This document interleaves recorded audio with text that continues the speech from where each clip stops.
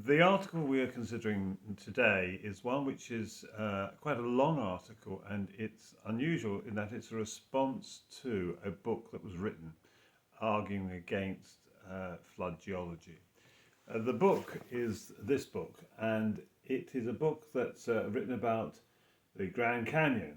And what it says, the Grand Canyon is a monument to an ancient Earth. I commend the authors of the book because they have, unlike all the other books I have studied previously, actually engaged seriously with the arguments of the creation geologists.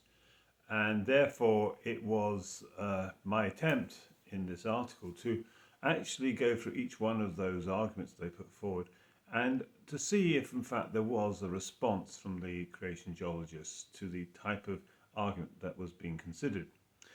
And it was actually a very pleasant surprise to realize in every situation that they brought up an argument, there had already been a paper published in creation societies addressing those issues.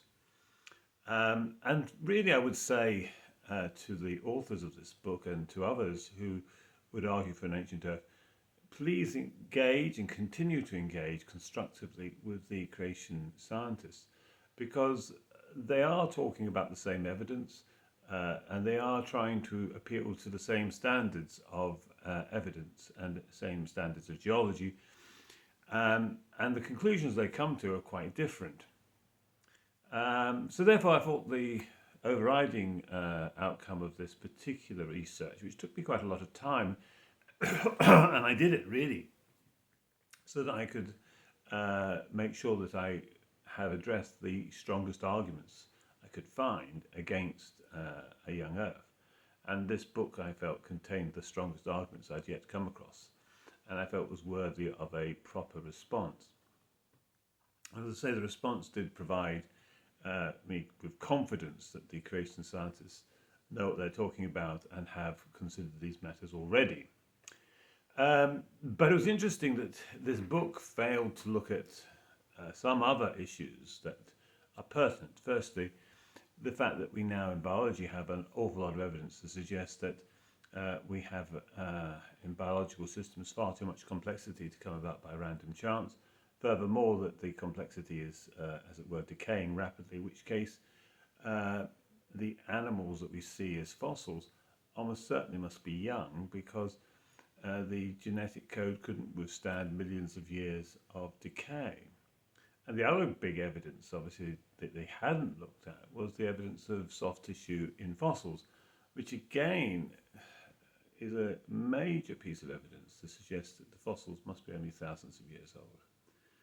And so it's sometimes when people argue quite detail against creation scientists, the important point to realize is that the creation scientists may have themselves already have refuted those arguments. But further, those arguments are maybe about details, whereas there are major arguments that have still yet to be addressed, which point to a young Earth. And I think that's what's my conclusion from studying this for 40 years, in particular the last 20 years, is that on multiple fronts we are beginning to see significant pieces of evidence pointing to a recent creation.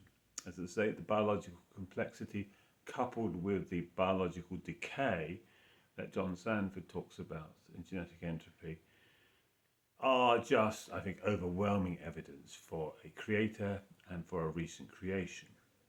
The other overwhelming evidence for a recent creation and a recent worldwide flood is the soft tissue found in fossils.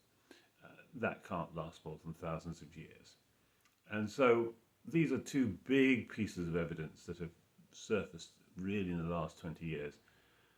But again, I will commend the authors of this book because they did at least do the right thing in looking at the arguments of creation scientists and trying to show where they may be imperfect or wrong. But as I say, the evidence I've come across suggests that in every case there was already a response by the creation scientists to show that that issue had been addressed and wasn't a problem to the creation scientists. So Commendations to the authors, but it only really goes to prove that the evidence for a recent flood and a recent creation is in fact overwhelming. Well, thank you for listening.